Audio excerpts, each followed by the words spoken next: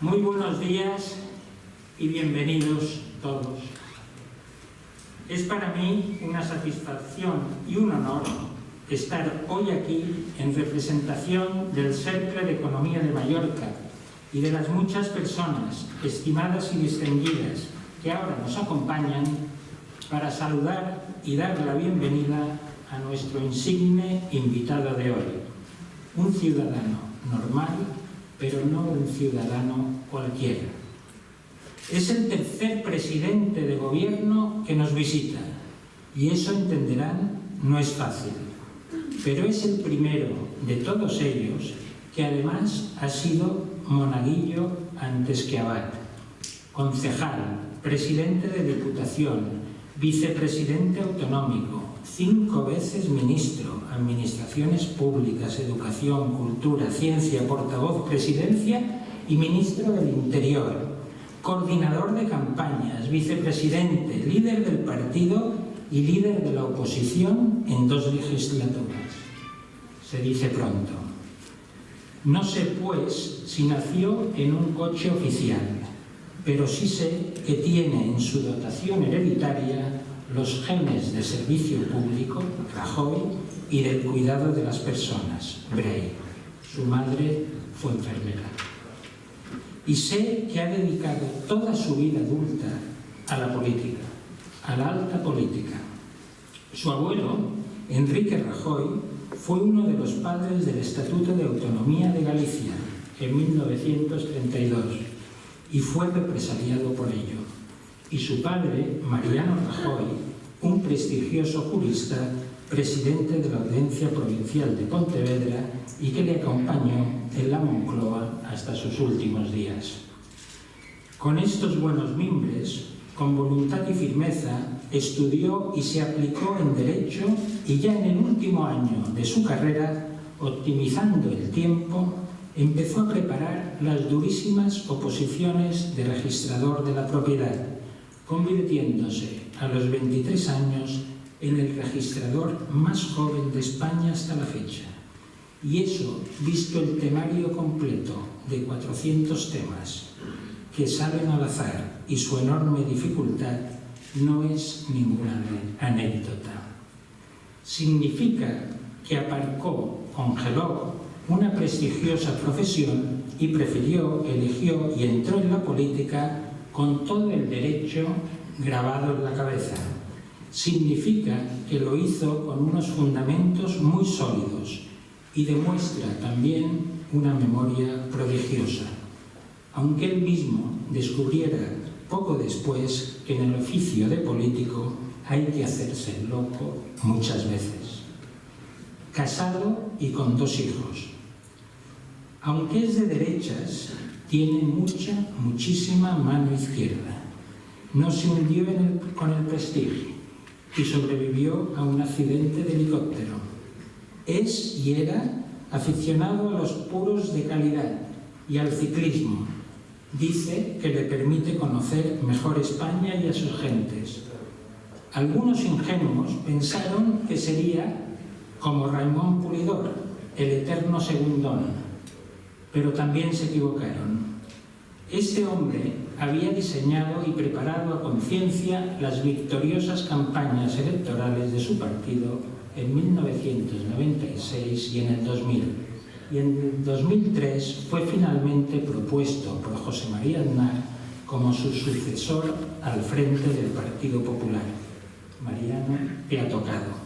Cargo que le fue elegido por el partido en septiembre de ese mismo año y fue líder de la oposición parlamentaria durante 2 mandatos del gobierno socialista de José Luis Rodríguez Zapatero.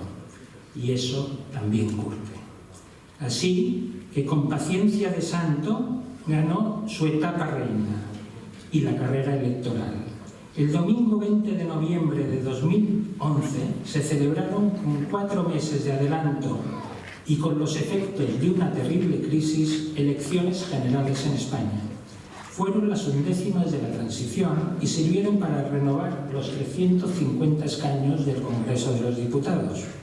Y el vencedor de las elecciones fue el Partido Popular, presidido y liderado por Mariano Rajoy Brey, que hoy nos acompaña, quien obtuvo una considerable mayoría absoluta con 186 escaños, 32 más que en el 2008, y el 44,6% de los votos, frente al Partido Socialista Obrero Español, que obtuvo 110 escaños y un 28,76% de los votos. Ganó en casi todas las circunscripciones y España se tiñó esa noche de azul. Ser presidente, jefe del Ejecutivo en España, es un gran honor, como dice, pero también es una labor ingrata, dura, muy compleja y nada fácil.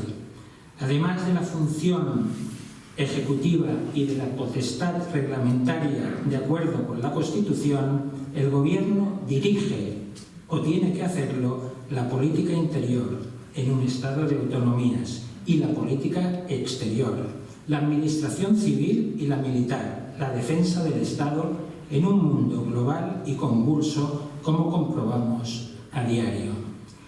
Y él lo hizo durante 6 años y medio, 2.355 días, hasta la moción de censura del 1 de junio de 2018, enfrentándose en ese tiempo y entre otros asuntos de enorme calado a las secuelas de una crisis económica feroz con amenaza de rescate, que no se hizo, a la corrupción, al proceso soberanista, a la disolución de ETA o a la abdicación del rey y proceso de sucesión. Por eso decimos, en el anuncio de este coloquio, que su figura es clave en la transición democrática y su testimonio imprescindible para entender los hechos decisivos de nuestra historia reciente. Solo unos días más tarde, el 5 de junio, anunció la citación de la Junta Extraordinaria del PP con motivo de convocar el Congreso para elegir al sucesor como presidente del partido. Y él lo justificó de la siguiente manera: me voy porque es mejor para mí y para el PP, y creo también que es lo mejor para España. Por eso, repasando su dilatadísima carrera política, leyendo con calma sus reflexiones que ha escrito desde la distancia temporal y afectiva, me vienen a la cabeza 3 palabras para intentar sintetizar, que es difícil, los 40 años en estos 4 minutos. Comprometido, determinado y prudente, fronesis o sabiduría práctica. Su trabajo ha entrañado, no lo duden, muchas horas, frustración, sufrimiento, perseverancia, habilidades especiales y poco reconocimiento. De hecho, la única vez que alguien que ocupa el puesto de Mariano tiene noticias del público es cuando la gente está disgustada por algo, políticas que hay de lo mío, presupuestos o financiación insuficientes o cualquier otra cosa con la que no se esté de acuerdo. Tengo que acabar. Estamos expectantes, yo el primero, para escucharle. En el Cercle nunca contamos las conversaciones íntimas que tenemos con nuestros invitados, pero permítanme que rompa la regla y que les cuente una muy significativa.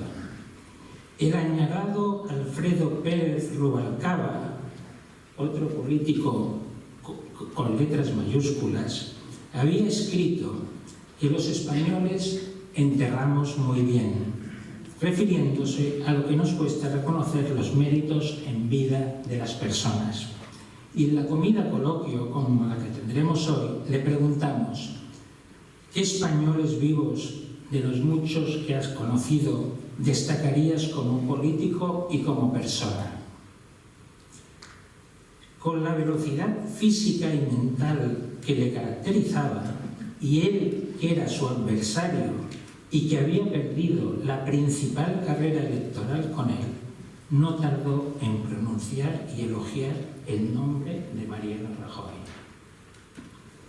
Y es que solo alguien que está comprometido en los muchos problemas con que se enfrenta nuestro país y está decidido a hacer mucho por él, dedicaría, como lo ha hecho nuestro invitado, toda su vida, dedicaría lo mejor de sí mismo para que algo cambie a mejor. Y créanme, muchas cosas han sucedido desde que Mariano Rajoy Brey asumió responsabilidades en política.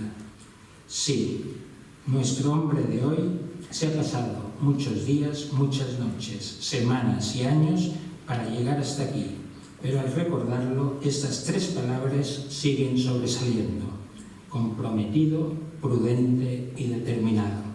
Sé que a todos nos complace dar la bienvenida a nuestro huésped de honor, Mariano Rajoy, y mostrarle nuestro reconocimiento.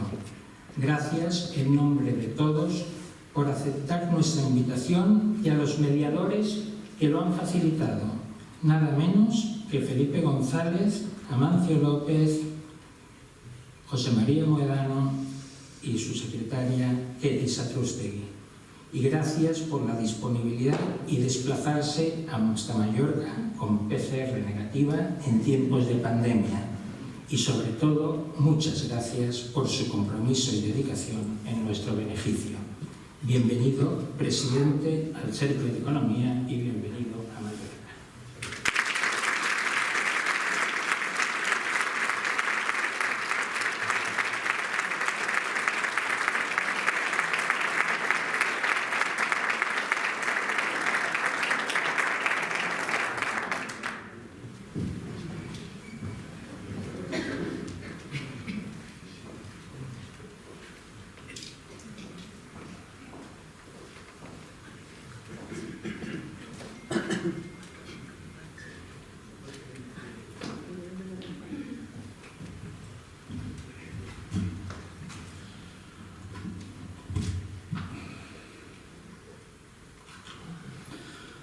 Señoras y señores, queridos amigos, muy buenas tardes a todos ustedes.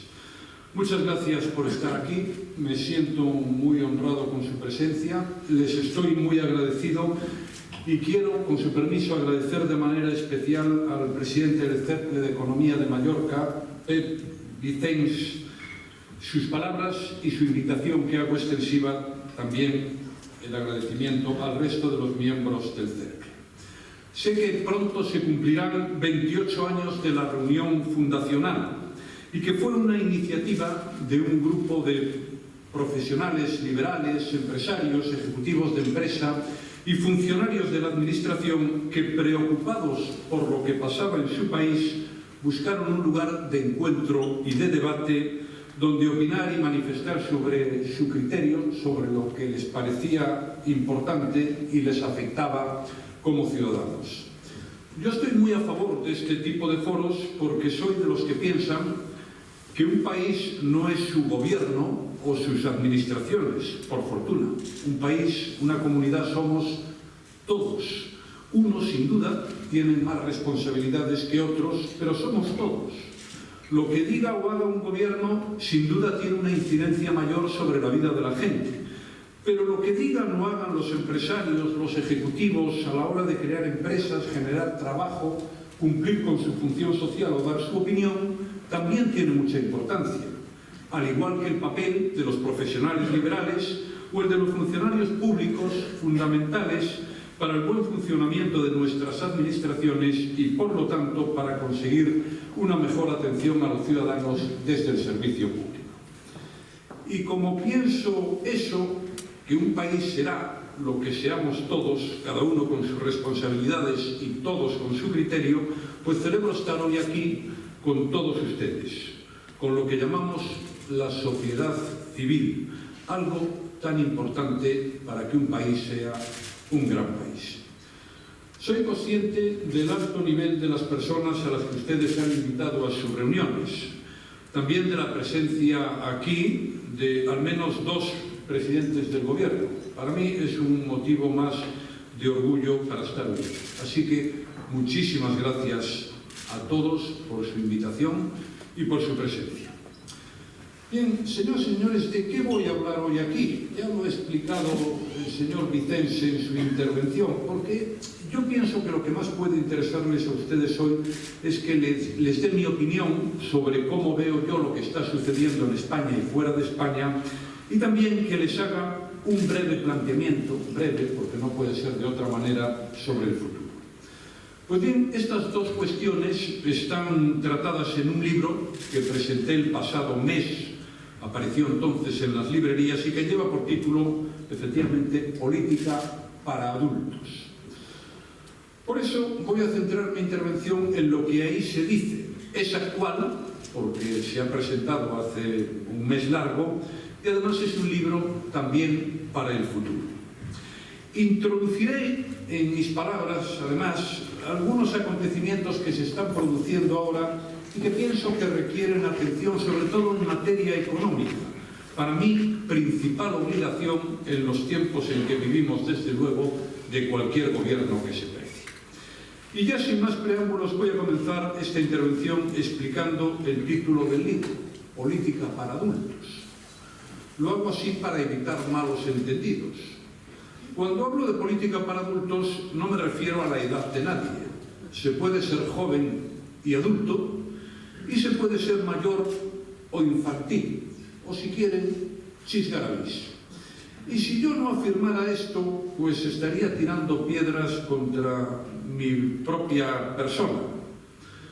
Porque empecé en política con 26 años. Fui diputado en el primer Parlamento de la historia de Galicia y a los 28 años fui presidente de la Diputación de Pontevedra. Y modestia aparte, creo que entonces me comporté, o al menos créanme, lo intenté como un adulto, naturalmente con algunos aciertos y sin duda con muchos errores. Lo que quiero decirles a ustedes es que esta no es una historia de jóvenes y de mayores, no, esto es otra cosa. Yo pienso que en los últimos tiempos en la política, en la de aquí y en la de muchos países y en otras facetas de la vida que no son la política, se ha producido un proceso de infantilización. Y el populismo, una de las cuestiones sobre las que me ocupo en este libro, consiste en buena medida en tratar a la gente como a niños. Y conviene advertir de esa deriva. Y conviene afirmar que los políticos deben actuar como adultos, pero no solo ellos. También los periodistas, los banqueros, los empresarios, los sindicatos y cualquier persona que se precie. Lo que define al adulto es la responsabilidad. Un adulto reflexiona antes de hablar o de decidir. Un adulto se somete a límites, los que le pone la realidad, los que marcan las leyes y también los de nuestra propia contención. Un adulto asume las consecuencias de sus actos. Esto es lo que se les enseña a los niños, a pensar antes de tomar decisiones, a conocer qué pueden hacer y qué no pueden hacer, qué está bien y qué no está bien, y a ser conscientes de los efectos de sus comportamientos. Mi apuesta, pues, es una política para adultos y hecha por adultos. Creo que son precisas la reflexión, la asunción de responsabilidades por las consecuencias de nuestros actos, la moderación, el equilibrio y la sensatez. Creo que es lo más saludable para la vida y, desde luego, y también para la política. Bien, señores y señores, ¿por qué escribo este libro? Pues por varias razones. Algunas son puramente personales. Porque me entretiene, me divierte y también porque me obliga, me exige. Y yo creo que eso es bueno. Pero sobre todo lo he escrito porque veo hoy en España algunas derivas que son malas para la convivencia y para la gente. Y como he sido presidente del gobierno, creo que tengo la obligación de decir, si lo pienso, por qué no vamos bien. Además, también aprovecho para hacer algo de reivindicación personal, porque algunas de las peripecias que pasamos cuando estábamos en el gobierno, pues eran producto del populismo, al que sufrimos y mucho. Bien, pues una vez que les he contado por qué he titulado el libro así y por qué lo he escrito, voy a explicarles, como es natural, de manera muy breve, qué es lo que digo en él, cuáles son las tesis que sostengo y los planteamientos que defiendo. En el libro hay tres mensajes fundamentales y básicos. El primero, una defensa de la democracia liberal. Como dice Jean-François Revel, al que cito en la introducción al capítulo primero, incluso escarnecida, la democracia se ha impuesto a todos como valor de referencia. En segundo lugar, afirmo que el populismo es uno de los mayores retos a los que se enfrentan las democracias liberales. Vargas Llosa, también citado, señala que el populismo es el camino de la autodestrucción de la democracia. Y en tercer lugar, explico qué deben hacer las democracias, en mi modesta opinión, claro, para fortalecerse, hacerse mejores y, en consecuencia, perdurar porque todos las quieran. Son los capítulos 5, 6, 7 y 8 del libro que hablan del futuro. Capítulo 5 habla de necesidad de instituciones más fuertes y Estado de Derecho más sólido. Decía Cicerón, y recojo aquí, la salud del pueblo está en la supremacía de la ley. En el capítulo 6 hablo de la necesidad de los consensos políticos, algo a lo que me referiré luego y que me parece absolutamente imprescindible. Cito a Bertrand Russell al principio, que dice lo siguiente, que a mí me parece muy relevante. Un verdadero liberal se distingue no tanto por lo que defiende, sino por el talante con que lo defiende. La tolerancia antidogmática, la búsqueda del consenso, el diálogo como esencia democrática. Yo pienso lo mismo. En el capítulo 7 hablo de otro de los grandes retos de las democracias, asegurar el bienestar de las personas. Fundamental que las democracias lo hagan. Es lo que más demanda la gente. No hay mejor manera de hacer política que atender bien a la economía. Es la vida de la gente. Y además una buena política económica legitima y fortalece a las democracias y a lo que las democracias significan. Me hace gracia a veces escuchar eso de que hay que hacer política o hay que hacer más política y menos economía. Yo siempre he pensado que la mejor política es atender a las personas y a su bienestar. Lo que algunos llaman política, las más de las veces, es pura ideología, puro debate doctrinario y generación de extremismos y de polarización. Por tanto, para el futuro, instituciones fuertes y Estado de Derecho más sólido, mayores consensos y atender al bienestar. Y capítulo 8, Europa. Europa se tiene que hacer mayor. Este es el título del capítulo 8, que se inicia con una cita del que fue canciller alemán Helmut Kohl, que decía: solo si Europa habla con una sola voz y pone en común sus fuerzas, podrá hacerse valer como actor internacional. Algo parecido dijo, no lo recojo en el libro, Henry Kissinger: si quiero hablar con Europa, no sé qué teléfono tengo que marcar. Más Europa. Esto es muy importante. Creo que es precisa una política exterior y de defensa europea para que no nos suceda lo que nos ocurrió cuando los estadounidenses decidieron abandonar Afganistán, o para que no nos ocurra lo que está sucediendo hoy con la situación en Ucrania, donde el papel de Europa es el que todos ustedes conocen. Se necesita, pues, una política exterior y de defensa europea, una mayor integración económica, completar la unión monetaria y el mercado único, una unión fiscal de verdad, con ministro de Finanzas, con presupuestos de verdad y con bonos europeos. Se necesita además una contundente defensa de los valores europeos, atacados incluso por algunos de sus componentes, como ha ocurrido recientemente en Polonia o en Hungría. Y se necesita una política de inmigración integrada y ordenada, dejando de lado, por favor, la demagogia.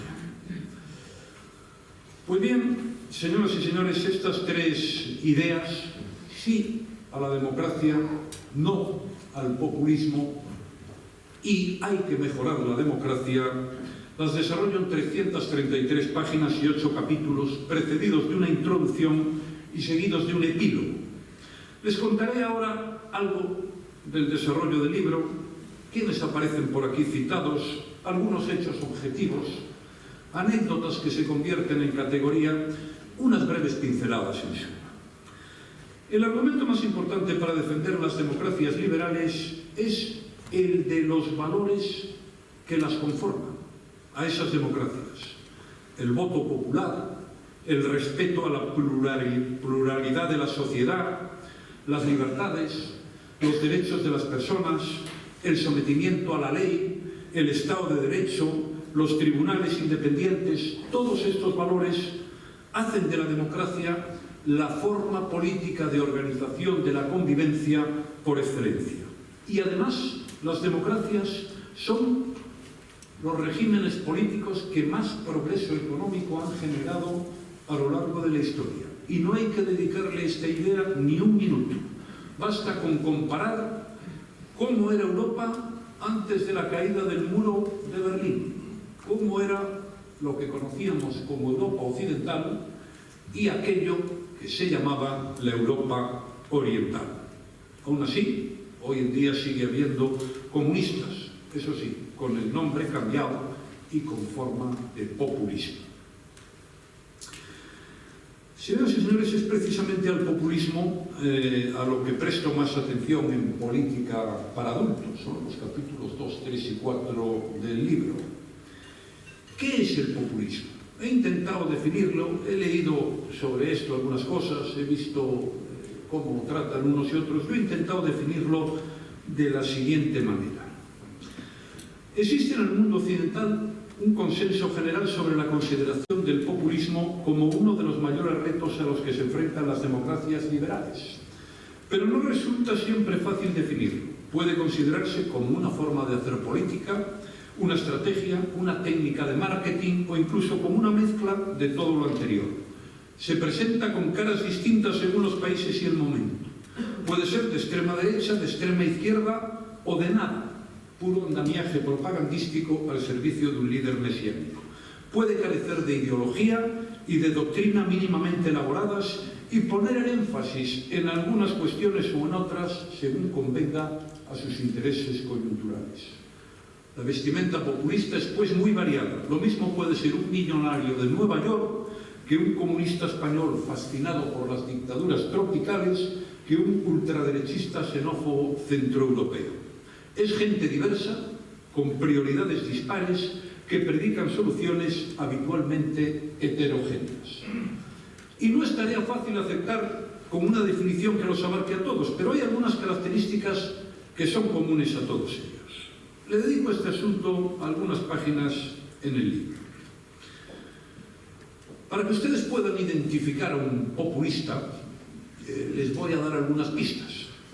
Un populista es, por ejemplo, el que habla de la casta, el que despotrica por sistema contra banqueros, presidentes de empresas, gentes a las que le ha ido bien la vida, cardenales o seminaristas, currantes o autónomos, o el gobierno, salvo que él forme parte del gobierno, en cuyo caso el gobierno se salva. El único que se salva del populismo es el populista y los que le hacen caso. Adán es un populista, es el que llega nuevo y se cree que con él empieza todo, porque lo anterior a su advenimiento a este mundo o no existe o no vale. Ahí están los antieuropeos que aparecen ahora, dicen que todo esto que se ha hecho en Europa no sirve para nada. Ahí están los antiorganización mundial de comercio, tampoco les gusta. Y aquí en España pues tenemos a los que abominan de la transición, de la Constitución, de la ley de amnistía, de la reconciliación entre españoles, de los consensos. Nada de lo anterior vale, nada bueno se hizo, nada existe, y todos los que dedicaron su vida a operaciones políticas como las que acabo de citar, pues estuvieron perdiendo el tiempo en la versión de esta gente. El populista siempre nos plantea un futuro idílico. porque infantiliza la opinión pública, les promete un mundo inexistente, un cuento de hadas engañoso y sin responsabilidad ni contención para nadie. Les voy a poner algunos ejemplos. Cuando algunos dirigentes políticos decidieron poner en marcha el llamado Procés, le dijeron a la gente que llegarían empresas, muchísimas empresas, que Europa les iba a apoyar, que entrarían en Europa en primera división en un santiamén, que Madrid dejaría de apropiarse de su dinero. Bueno, ¿y qué pasó? Pues pasó aquello que decía Ortega: la realidad ignorada siempre prepara su venganza. Pues pasó que las empresas no llegaron, se fueron. Pasó que Europa dijo: ustedes no entran en ninguna parte y procuren cumplir la ley y la Constitución de su país. Y pasó que Madrid, en lugar de quedarse con lo que no era suyo, pues tuvo que hacer una gigantesca operación que se denominaba Fondo de Liquidez Autonómica y también pago a proveedores, porque allí no se pagaba a los proveedores, para evitar la quiebra de aquellos convertidos al populismo de una manera ciertamente notable.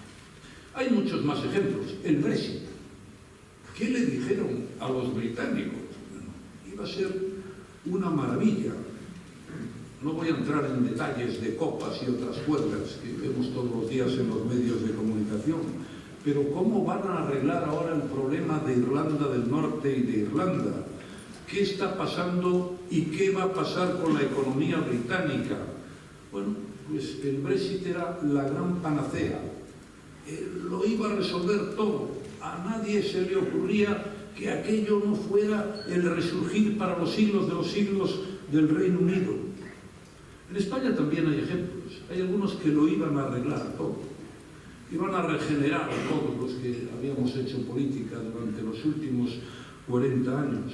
¿Y qué aportaron cuando llegaron al gobierno, además de bronca, división y polarización? Pues a lo mejor aportaron eso de todas, todos y todes. Señoras y señores, también, para que los identifiquen bien, conviene saber que el moralismo, la austeridad, las buenas costumbres, la honradez y la decencia son cualidades de las que siempre blasona el populista. Todos los demás, pues no estamos adornados con ninguna de ellas. Lo que pasa es que luego viene la realidad a la que se refería Ortega y pasa lo que pasa con las promesas que se hicieron y luego se incumplieron. Con todo ello, la principal característica, la más peligrosa del populista, es el desprecio a la ley y a las instituciones. Y a este punto le dedico pues algunas hojas en política para adultos.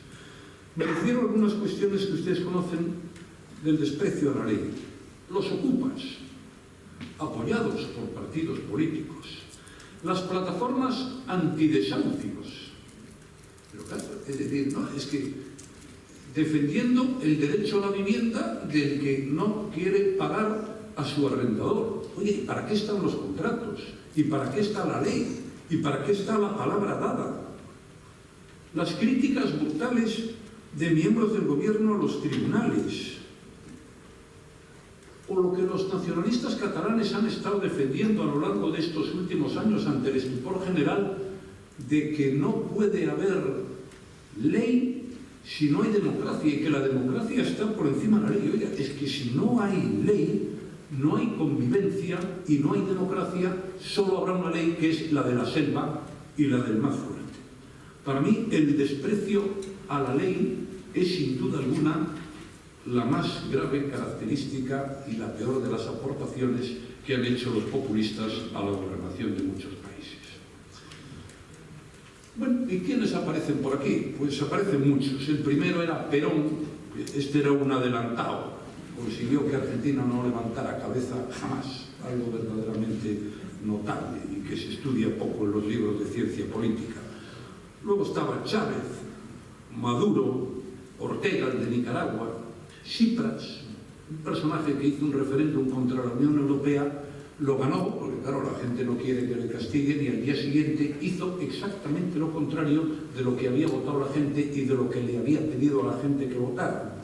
Varoufakis, otro de los personajes singulares que anduvo por la política europea, es verdad que por poco tiempo en los últimos años.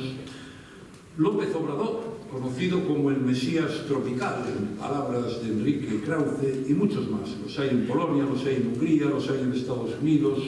Bueno, a todos ellos me refiero educadamente en política para adultos. Señoras y señores, yo no quiero dejar de apuntar que, aunque el populismo genera consecuencias muy negativas para la sociedad, produce otro efecto, si cabe, aún más pernicioso. Es que el populismo es contagioso, y eso es ciertamente peligroso. Y de eso también me ocupo. Hay un capítulo que habla del contagio del populismo.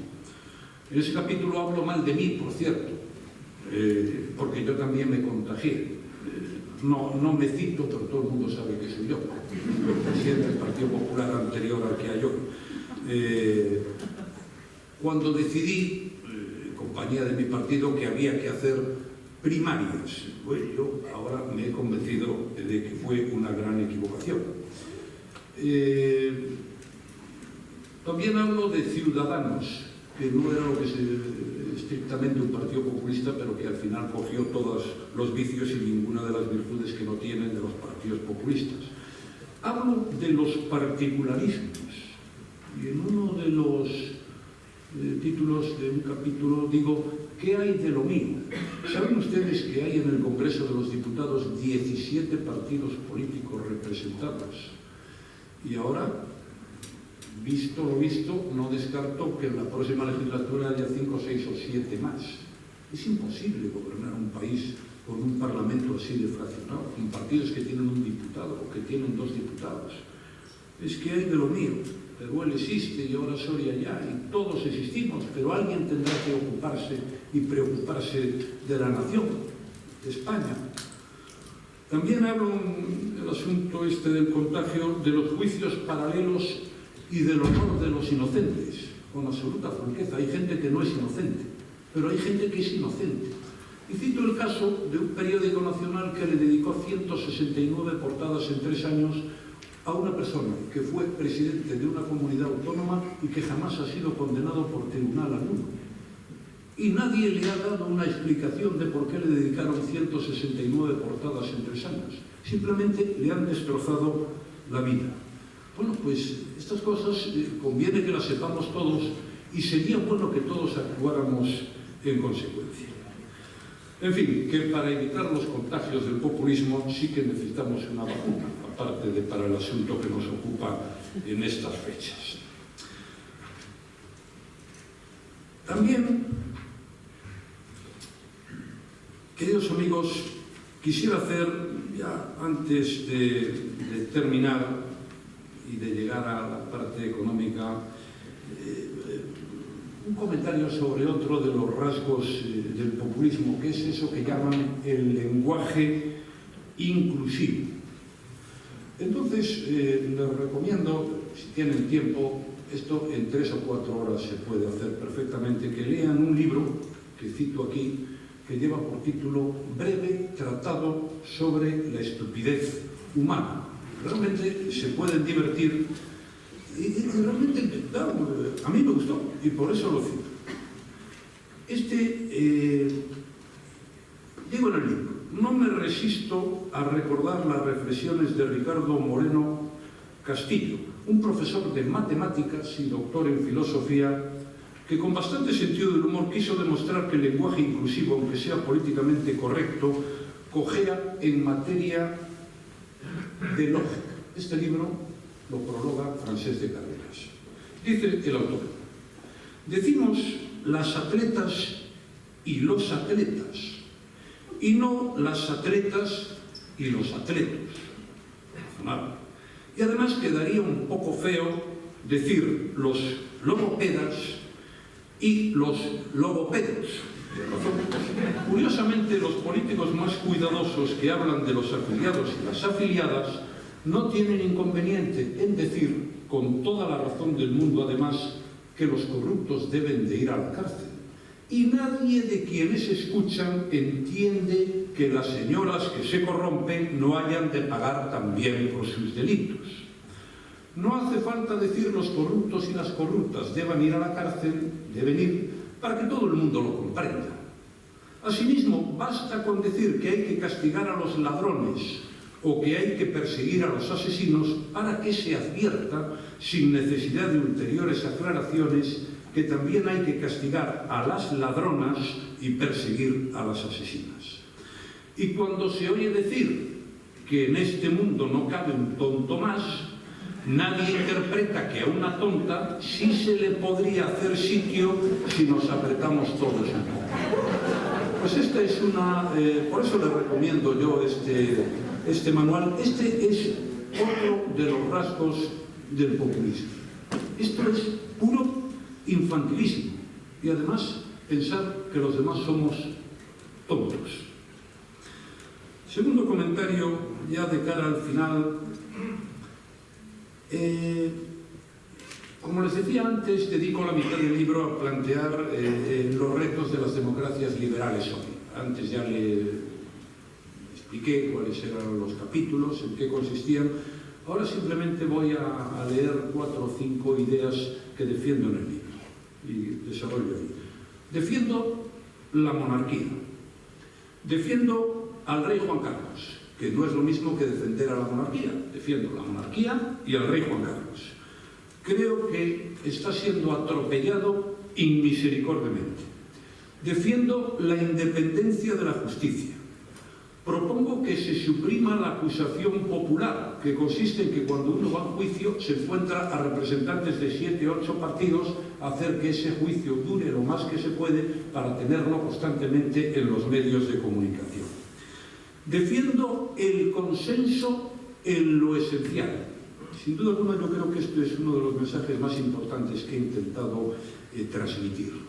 En una democracia hay contraste de pareceres, hay opiniones distintas, hay debates, pueden ser muy duros, mejor si son educados, pero tiene que haber consenso en los grandes temas nacionales. Hubo consenso cuando se aprobó la Constitución en España en el año 1978.